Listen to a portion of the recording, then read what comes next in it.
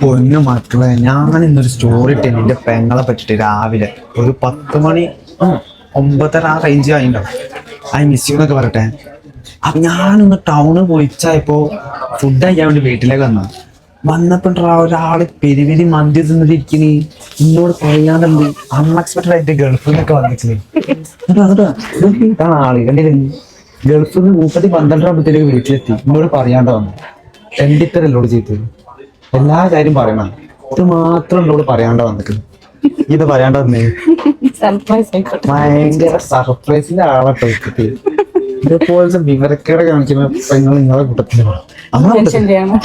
അയ്യടാ നിങ്ങളെ കൂട്ടത്തിലല്ലോ. അതേപോലത്തെ എന്താണ് ഇപ്പൊ എനിക്ക് സർപ്രൈസ് ആക്കാൻ വേണ്ടി വന്നിട്ട് ഞാൻ നെട്ടോ ഞാനായി മിസ്സിനൊക്കെ പറഞ്ഞ സ്റ്റോറി ഒക്കെ ഞാനത് പറയില്ല.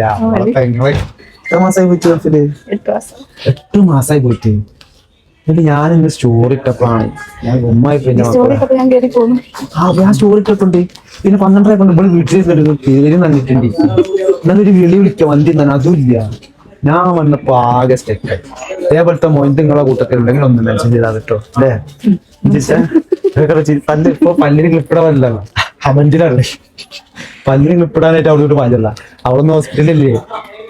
ശരി.